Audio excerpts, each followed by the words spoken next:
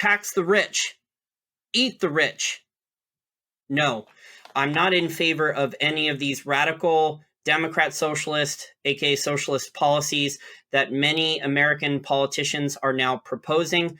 But the polls are showing, according to many of the polls, that many Americans of different ages, whether it's college students, recent college graduates, people in their career, or retirees, are now in favor of socialism. And I'm going to be talking about how and why this has happened, why I think this has happened, and the dangerous path that the US is now along. Okay, so in my opinion, based on my research, many decades of brainwashing and propaganda has led up to this popular support of eat the rich and escalating socialism. Government schools often brainwashing kids from kindergarten through 12th grade, where kids learn to hate or don't learn at all entrepreneurship, capitalism, personal finance, so many skills that are not taught that should be, or that business is required for an economy to function properly. Perpetual tuition and textbook hikes, and often socialist or Marxist college professors. Almost all of my history professors for one of my undergraduate degrees were very biased socialists or Marxists. So the way they taught the content and the textbooks themselves were extremely biased, saying that FDR was a great president, never said anything bad about him, teaching bad theories, and continuing to brainwash college kids who often graduate as serfs, doomed to be wage slaves. This has been proven now for a while now that Karl Marx is taught in universities more than any other economist. So I think that's extremely dangerous. You're teaching confirmation bias. You're not teaching all the other economic schools. Cultural Marxism, another name to call this, is politically correct culture. I believe Andrew Breitbart came up with cultural Marxism, coined that term, where the mainstream media, Hollywood, etc., promote a political agenda in all content or facts, which the mainstream media reports as, objective, factual news, is really from the mainstream media political hacks masquerading as objective, unbiased journalists working for the mainstream media. They intentionally, in newsrooms, only hire political activists of a certain political bent with certain journalism degrees. They have weeded out pretty much, except for Fox News and some other non-mainstream ones, all the mainstream media has weeded out non-Democrats. Third and fourth wave feminism, I don't want to go into details, but you can look up the difference. And then finally, identity politics and tribalism. So all of these things together, a confluence of them. And by the way, all the people that adhere to a lot of these things are very socialist as well. So if they're into identity politics, they tend to be very socialist and anti-capitalism. Same with many of the hardcore feminists. So I don't want to go into detail about that. That's for another research. But, all these things together are reaching kind of the perfect storm for massive escalation of socialism in the US. I'm going to be showing a lot of quotes in the slide rather than talking a whole bunch. So this is from P.J. O'Rourke, who's a famous libertarian author. When politics are used to allocate resources, the resources all end up being allocated to politics, or to central planning, or to bureaucrats, or to waste, fraud, corruption, and abuse. One of the greatest mistakes in American history was allowing government to educate our children. And I'm going to talk about this later in the video, that this was a plan implemented by Antonio Gramsci over 100 years ago. He wrote extensively about this when he was in an Italian prison jailed by Benito Mussolini. It's funny because Mussolini was a fascist or national socialist, and we have basically a global socialist or communist, and wrote extensively about how to destroy the US, and most of his ideas have been implemented throughout the years, and most people aren't even aware of this. Radical Democrat socialists think that they can only tax the rich with their massive tax increases on income, wealth, and estate, the death tax. But rich people can afford to hire the best tax attorneys or tax accountants or lobbyists to protect themselves, so they never pay the tax if they don't want to. You have some billionaires and high net worth people who are volunteering to pay the tax. Talk is cheap. We'll see if they actually do what they say they're going to do, or move themselves and their capital and or their businesses out of the state or the country that wants to tax them more, i.e. look at what's happening to California, how so many businesses and rich Democrats and limousine liberals and champagne socialists are now leaving California because of taxes. Same thing with New York City. Or they stop making investments entirely. So no more job creation, because a lot of poor people don't really create jobs. That's the truth. So you have to be a successful small businessman or affluent to create jobs in the US for the most part. Okay, most likely these radical tax plans will have collateral damage, or the goalposts will be moved. So the definition of who is the evil rich man or woman will change. Okay, so just because we're hearing right now from so-and-so politician that, oh, only these rich people are going to be taxed. Well, I can tell you for certain, because history is a good guide about this, those tax amounts of who will be taxed at the higher rate will change.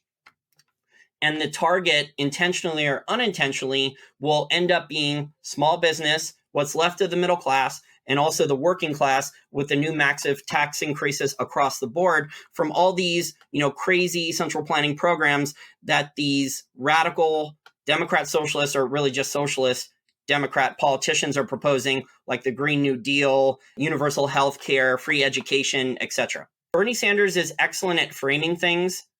He is a very smart guy. He's not stupid.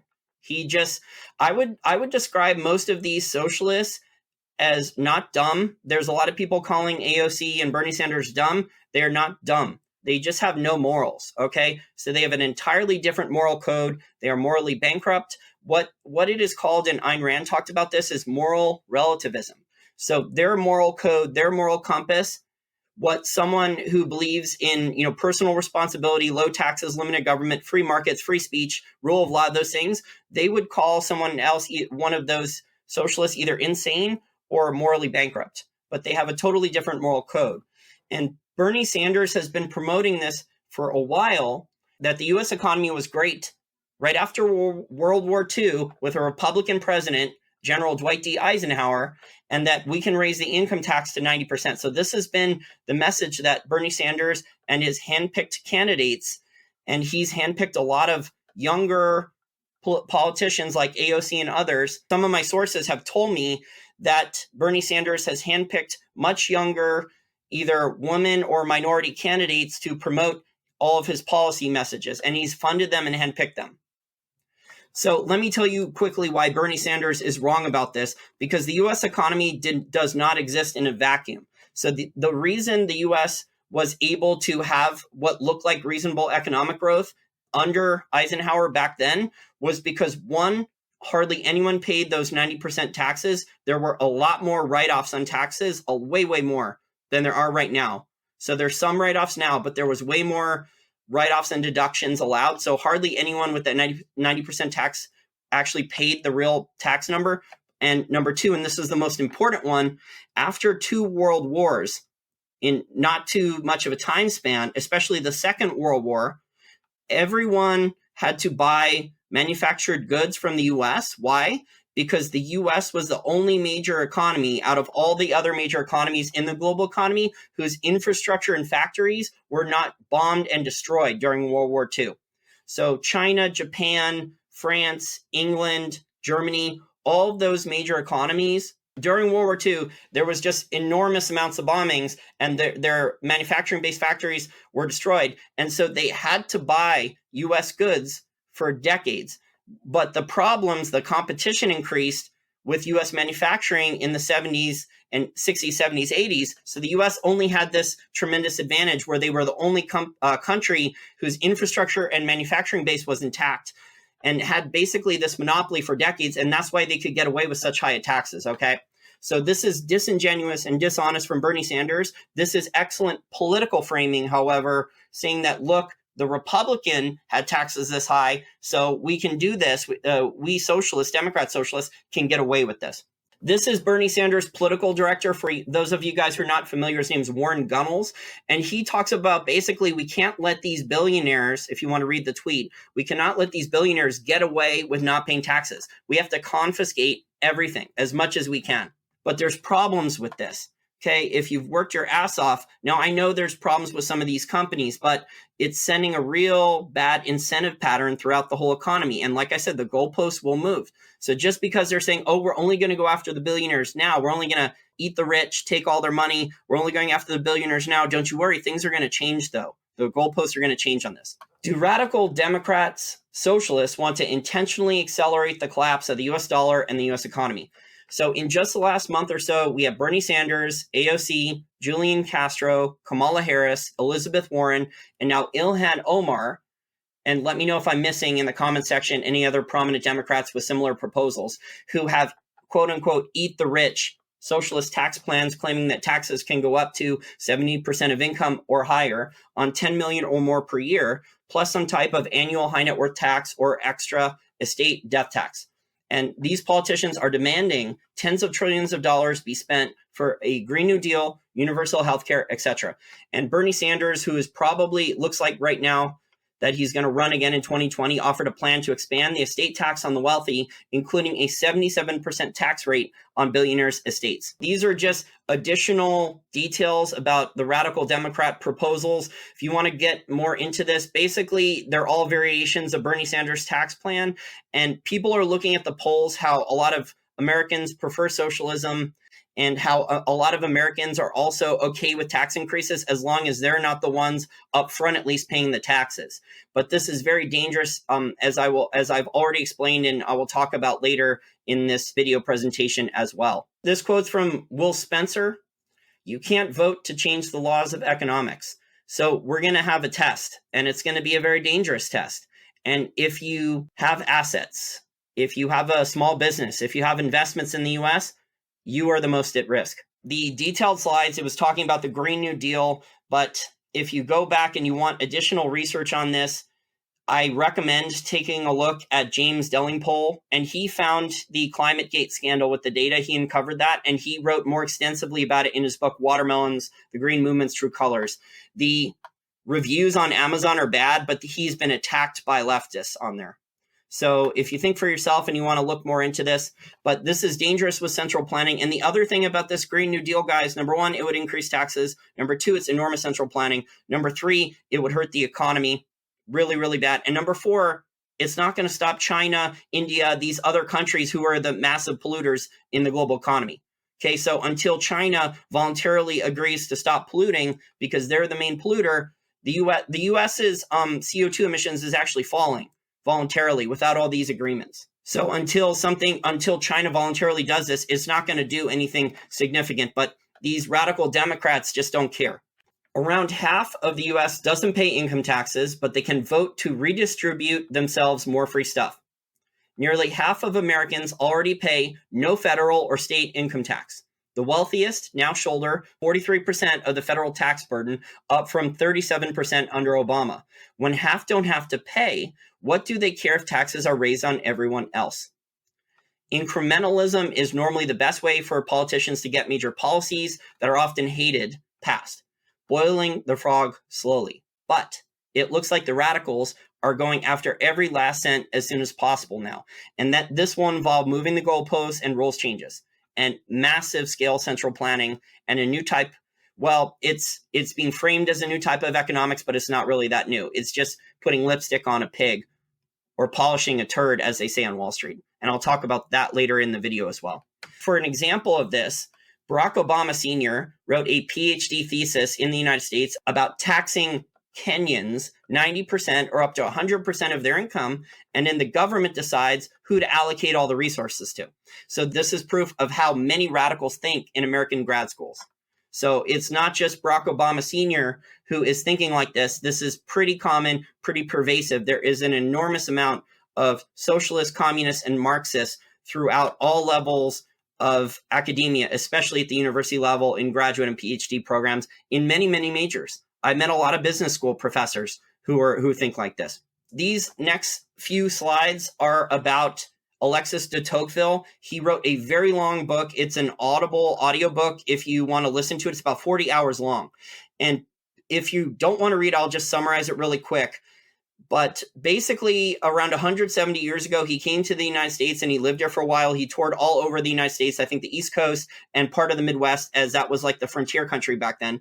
And he wrote about how great America is, but how America will ultimately fail. And he was early on some of his predictions, but a lot of his predictions are starting to become true now. And I'm going to talk about why with his quotes here. So he says, the American Republic will endure until the day Congress discovers that it can bribe the public with the people's money. Isn't that what is happening right now? Isn't that why one of the main reasons why Congress is broken, besides lobbying and special interest groups and foreign governments having control of politicians from both parties and dysfunction with the Speaker of the House and the whips and the majority and minority leaders? But, ultimately it comes back to a lot of this. that the politicians, if they're unethical, morally bankrupt, have no morals whatsoever, and they can convince a certain type of voter who's either desperate or poor to promise them a better life by giving them more free stuff. Now, not every American is going to vote for this, but enough of them are to where this politician can potentially win and gain more power. And, it's a vicious cycle where they promise that certain type of voter more free stuff. Alexis De Tocqueville also says a democratic government is the only one in which those who vote for a tax can escape the obligation to pay for it. Socialism is a new form of slavery. I think it is. So is serfdom, and we are long on that road to serfdom. I have some quotes from F.A. Hayek in here as well, and he recognized some things important as well. And socialism is preached, if you read George Orwell's Animal Farm, socialism is preached as everyone is equal, but if you read Animal Farm, they preach that everyone is equal, but some animals are more equal than others, and you see how things are really, really bad. Animal Farm is a good book to understand how socialism really works. This slide's a little out of focus. I want to fit the whole thing on there, but he says democratic nations are so enamored of equality, they would rather be equal in slavery than unequal in freedom. I think this is accurate because people are worried that, what if we don't have tons of welfare programs and tons of EBT cards and all this other stuff? But you know what? If prices were falling, if there was real deflation, if prices were allowed to fall a lot, I don't think we would have any of the economic problems we do now. If the prices for food, rent, healthcare, if there was real competition allowed throughout the economy, prices would be falling, there would be real deflation, and then you wouldn't have people complaining about how the welfare state needs to grow. Society is endangered not by the great profligacy of a few, but by the laxity of morals amongst all. Democracy and socialism have nothing in common but one word: equality. But notice the difference. While democracy seeks equality in liberty, socialism seeks equality in restraint and servitude. Most people, most Americans who are in favor of socialism are not doing this type of thinking. It is sad. They're only thinking about all the promises that politicians like Bernie Sanders and AOC are making them immediately that can give them free education or free healthcare. They're not thinking about how this could ruin the economy or destroy private property rights or basically economically ruin a lot of other people, including most of the middle class. This is from F.A. Hayek. The system of private property is the most important guarantee of freedom, not only for those who own property, but scarcely less for those who do not. So if I could summarize this quote, what I think he means is that you should strive, if you're poor or working class or just getting started in life as an adult, you should strive for wanting economic opportunity and the chance to own property. And that means the freedom to fail, the freedom to invest, the freedom to take risks, and that involves freedom.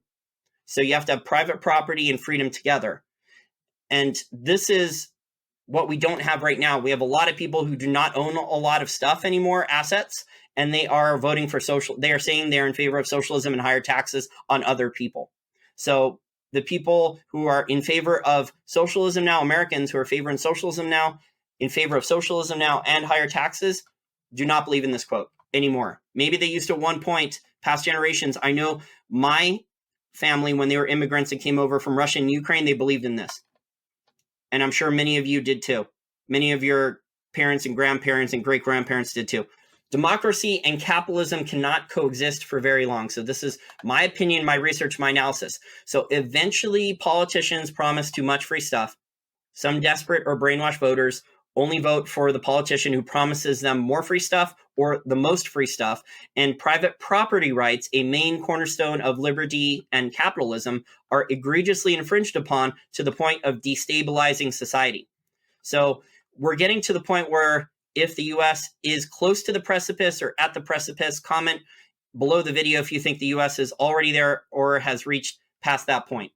But when the economy is very big and flourishing, so the government can take, like Singapore, can take a certain percentage, say 10% of GDP, and get away with it, get away with social programs and government spending. But the U.S. has such a big amount of government spending and welfare and warfare, and also voters voting themselves freebies, that we're destabilizing what's left of the middle class and small business and private property rights. Okay, so as a libertarian, this is my opinion. Not all of you are going to agree with this. Redistribution is not fairness, it's theft. I think this is an important thing that F.A. Hayek noticed. I actually don't even hear a lot of professional money managers or people that believe in the Austrian School of Economics talk about it enough.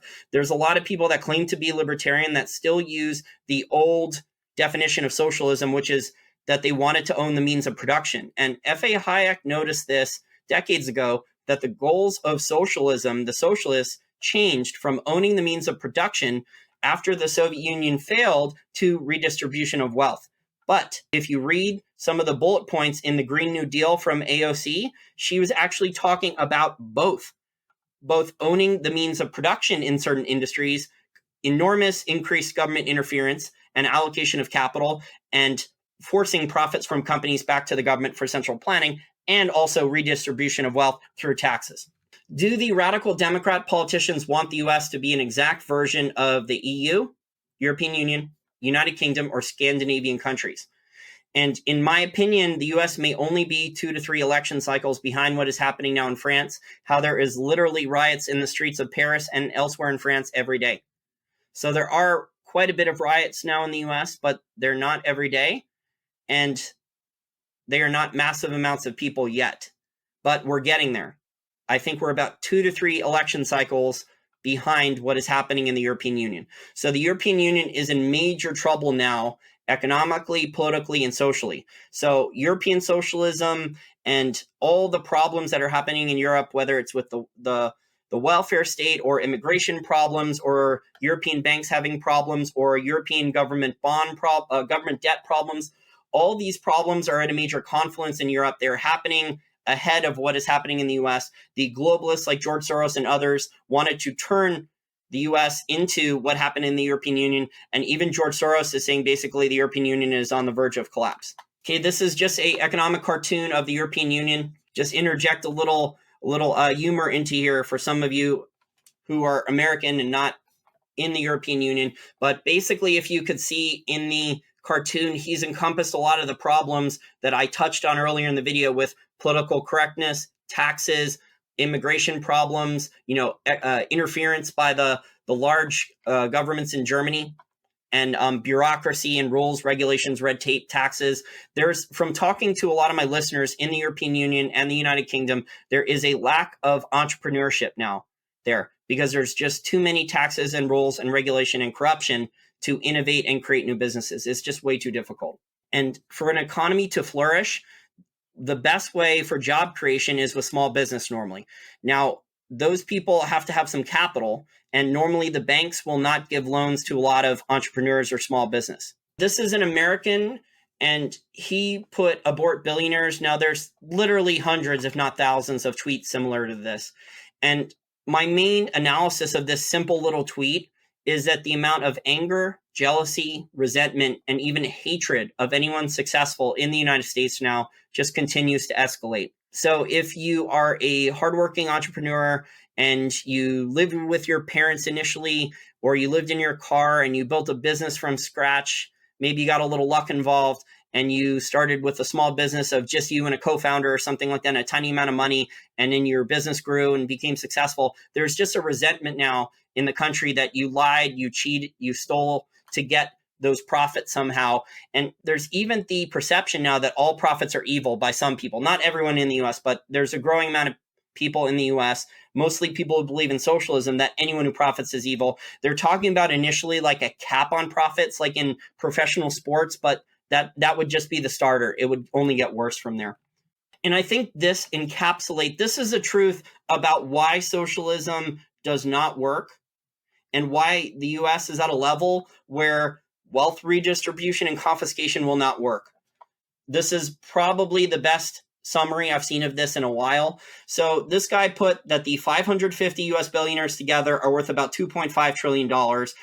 If we confiscated 100% of their wealth, so we took all of Warren Buffett's money, we took all Bill Gates' money, we took Sam Walton, the Koch brothers, all these guys, and we'd raise enough to run the federal government for less than 8 months. So perhaps our problem isn't how much billionaires have, but how much politicians spend. And so he tweeted this at Bernie Sanders and AOC. Obviously, Bernie Sanders and AOC and the other puppets that Bernie has now that are repeating pretty much the same thing he says are not going to listen to him, because socialists are just really good with ignoring reality. Ayn Rand has a really good quote about this.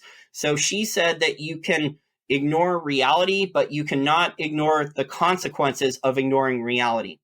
And unfortunately, I think a lot of the people who are voting for socialism, who are promoting socialism, don't really care about reality. They care about more political power and either destroying capitalism, what's left of it, or collapsing the US government and the US society entirely. This is a tweet from Stephanie Kelton. If you're not familiar with Stephanie, she is a professor of public policy and economics at Stony Brook University. She is a big proponent of MMT and also Bernie Sanders' main economic advisor.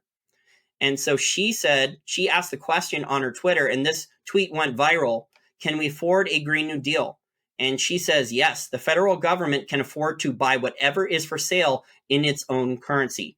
So if you do not believe in MMT, and Bernie Sanders and AOC and all these other Democratic Socialists are going to be using MMT as their new tool to implement big government, continued big government, more control of the economy, and more socialism. So socialists will be using MMT for a lot more control. And this is a dangerous precedent here because they're trying to say that the Green New Deal will create all these jobs for the $9 trillion of spending. First of all, the Green New Deal will end up costing, I'm sure, a lot more than the initial $9 trillion estimates. On top of that, the taxes will be large, capital will be wasted. Germany tried to implement massive amounts of alternative energy solar, and a lot of these companies, these alternative energy solar and wind companies, went bankrupt in Germany and Spain. So it's a dangerous precedent, and potentially it could accelerate a collapse of the U.S. economy even faster, and hyperinflation down the road. I have quite a few slides on conclusion, but it's almost guaranteed that more socialism, more big government control, MMT, if Bernie Sanders or one of his disciples win more seats in Congress or the presidency, happens. More inflation, stagflation, we have that now, and it's been getting worse for a while, for at least 10 years, actually longer than that. But as long as I've been paying attention to markets and woken up myself, it's been getting worse for 10 years. And despite what the government inflation data says, and taxes are coming on top of the stealth tax or inflation tax coming to the US until the current global financial system collapses or is reset somehow. So we may get temporary deflation if the people in power or the central bankers or governments allow markets to crash, but ultimately they're going to probably further intervene. As Ludwig von Mises said, once the intervention starts, it really doesn't stop, but they may take a break to force Trump out or get the Republicans out of Congress to get rid of Trump in the next presidential election. But ultimately, the people in power would like to have more stagflation, stagflate, and lie, as I've said for years. So most of the stated goals from Antonio Gramsci, Fabian Socialist, and the stated goals from the Communist Party of the United States of America, CPUSA, also called Communist Party USA, from the 1950s, written in the book, The Naked Communist. I have an article that was written about 15 years ago that highlighted a lot of the key points from this book, The Naked Communist by Cleon Skousen. They have already quietly been implemented decades ago. Americans who prefer lower taxes, more freedom, smaller government, the U.S. Constitution being actually enforced, rule of law fairly enforced, and free markets, I can name a bunch more of these things, but we'll stop, are going to be outvoted going forward by desperate, corrupt, and or brainwashed voters, and it will become harder to protect oneself, one's property from taxes, and also to maintain one's standard of living in the dystopian, morally bankrupt path the U.S. is on. So I hope I'm wrong, but many globalists, economic and political elites, large multinational corporations, and bureaucrats want the U.S. to be almost exactly like European socialism in the EU, European Union. A larger percentage of Americans are in favor of this happening, but a fairly large percentage of Americans see what is coming and are trying to fight to stop it. There is the days of compromise and moderation are being diminished. There is extremes now, and it is escalating. So who do you think will win? Do you think that the U.S. is only 2 to 3 election cycles away from what's going on in France, as I said earlier in the video? So for additional research, if you want to go deeper down the rabbit hole, former KGB agent Yuri Bezmenov explains How to Brainwash a Nation. This was from decades ago. He did not do the interview under his real name. He was later assassinated. But he basically talked about how the Soviet Union had infiltrated a lot of American society with propaganda and other stuff, a lot of the different warfare among race, gender, class, etc., that type of warfare. So I think this is a very important video to watch if you want to go further down the rabbit hole to see how this started decades ago, this plan to destabilize, morally bankrupt, cause war and escalation, even civil war in the U.S.'s culture and the U.S.'s economy. He did a second video. It's like a 2-part lecture, and he talked about psychological warfare and subversion and control of Western society. This is a great video, and I think you should definitely watch it. And when you combine these two Yuri Bezmenov videos with the research that Stefan Molyneux has about the truth about McCarthyism, you find out that from declassified government documents that there was hundreds, if not thousands, of Soviet spies within the U.S. government even before World War II, and that they were infecting the U.S.'s policy and the U.S.'s culture with all these crazy things like cultural Marxism and trying to accelerate class warfare, infighting with gender, and problems with race, identity politics. This is an excellent video. It's very long, though. It's over 3 hours, but the research in here is really good. Joseph McCarthy was onto something. He had good sources, but unfortunately, the way he held the hearings was bad, and he died under very weird circumstances. I'm a historian, first and foremost, so I've learned business, economics, finance, investing, all these different skills later. But first and foremost, I look to the past and history, and I did not learn any of this stuff, unfortunately, undergraduate in any of my history classes. The seeds to the U.S.'s eventual destruction were first planted in the late 1800s to early 1900s. The two major U.S. presidents to start the U.S. along a very dangerous path were Teddy Roosevelt and Woodrow Wilson. For those of you who are not familiar, Woodrow Wilson implemented a bunch of really bad things, including the Federal Reserve Act, the permanent income tax. He got tons of Americans, an entire generation of young men killed in the war, and he was trying to implement the League of Nations, which was it was the precursor to the United Nations. It's an enormously globalist and corrupt and bloated organization. And in addition to that, Woodrow Wilson, even though he was the first major progressive Democrat president, he was also a very racist man. Even though the progressive Democrats call themselves the most tolerant, Woodrow Wilson was a very racist man, and he was watching KKK racist movies in the White House. Prior to Wilson, most Americans never had to deal with the federal government. This is true. Most Americans did not have to deal with the federal government. Maybe they dealt with local or state or county. So they could run their lives, and the market handled things. So if you were a bad businessman or something like that, it would get settled in court, or it would get around that you had a bad reputation, you were a cheater or fraud, and people stopped doing business with you. So the federal government, nowadays, people are if you're a small business or pretty large business, you're dealing with the federal government all the time. And that's why these governments want to raise the barrier of entry and eliminate competition so much. More socialism, fascism, and totalitarian government increased again by an order of magnitude under FDR. We could spend hours talking about all the crazy and radical things that FDR tried. He lied to get elected. He ran on low taxes and reducing government and eliminating a lot of the crazy policies that Herbert Hoover, who has been incorrectly labeled as a free market guy, FDR basically just doubled or even tripled a lot of the policies that Herbert Hoover tried with his interventionist policies. And FDR was even willing to stack the Supreme Court when they wouldn't give him favorable rulings.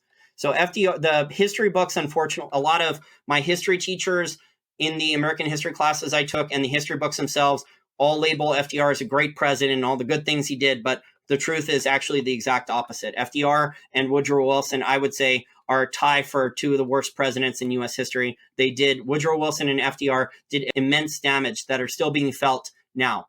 Their central planning and bureaucracy and all this other stuff has just been compounding for decades.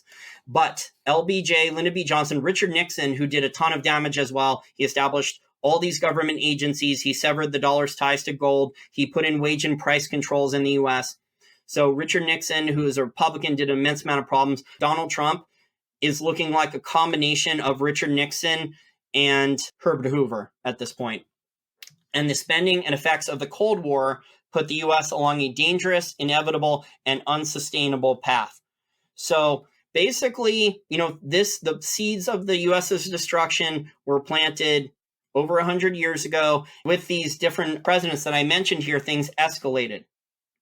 And now the U.S. has not collapsed, though, because number one, the U.S. had the world reserve currency, but number two, the U.S. had so much wealth, so much capital accumulated from free markets and low taxes and relatively free markets for a very, very long time, that it has not eaten through all of that wealth yet, all of the advantages it had compared to many other countries and economies. So that's why one of the major reasons why the U.S. has not collapsed, because the U.S. has so much wealth and capital compared to so many other countries and economies. And a large and growing big government bureaucracy and welfare warfare state by an empire has never been sustainable throughout history by any empire. So trying to time the collapse of an empire is almost impossible. But I can tell you as an historian, whether you're studying the Mongol Empire, the Roman Empire, the British Empire, or the U.S. now, there's an enormous amount of similarities. I've read a biography on Genghis Khan and the Mongol Empire, and the Mongol Empire, it overextended itself with a massive military. It overextended itself with an enormous bureaucracy. And the Mongol Empire, towards the end, was, besides the bubonic plague, which helped accelerate the collapse of the Mongol Empire, whenever their army, whenever they were capturing a new city or a new territory for the empire, they would always confiscate the swords and the knives and force the people to pay taxes and tribute to the Mongol Empire so the Mongol army would protect them. And we're seeing a lot of the similarities from those past empires play out now. Is a violent ideological civil war inevitable? How far off is it? Americans are extremely divided by race, class, gender, age. I'm putting etc. because I can't think of the other ones, but I'm sure there are. This is because everyone is fighting for larger slices or scraps of a shrinking economic pie that the economic and political elites are telling us is still growing, but it's not really growing. So when in reality, the truth is the exact opposite. If the economy were far better and people's standard of living were not being destroyed with currency devaluation, inflation, and taxes, I doubt there would be this much social unrest in the US. Same thing with the European Union. Every major empire in history ended similarly to the path the US is currently on. Inflation, taxes, corruption, waste, moral bankruptcy, and the voting process are destroying the economy, private property, freedoms we as Americans took for granted, and also the rule of law. Okay, well, that's it. I hope you really liked my presentation, but we've reached a confluence of factors here, as I've tried to show, and we'll see what happens in the near future. But I am truly worried about many of the tax proposals and central planning proposals and MMT that is being proposed as well. But basically, the seeds of the U.S.'s destruction and sabotage have been planted a long time ago. The mistakes and misallocations of capital that the U.S. has done over the years are finally starting to catch up to it. So I want to thank everyone for listening to this video. This video actually took me over 5 hours worth of work to do the research, to make the slide deck, edit it, find the content, do the editing, and all the other things that needed to be done to whittle everything down efficiently to about a 38-minute video. If you want to do additional research about problems with socialism and Karl Marx, Stefan Molyneux has a really great Truth About Karl Marx video he did years ago that goes through a bunch of different sources and biographies on Karl Marx. I think that's excellent. Stefan Molyneux also interviews a bunch of either current or former socialists and has debates with them. Many of them have eventually reformed. And finally, if you're interested in learning the truth about MMT, I suggest you take a look at this article called The Upside Down World of MMT that Austrian school economist Robert Murphy wrote on January 23rd of 2019. I will attach a link to it in the information section of the video. Finally, if you feel like giving me a nice little tip or something like that, I accept one-time partial donations through my website or PayPal, and also Patreon contributors.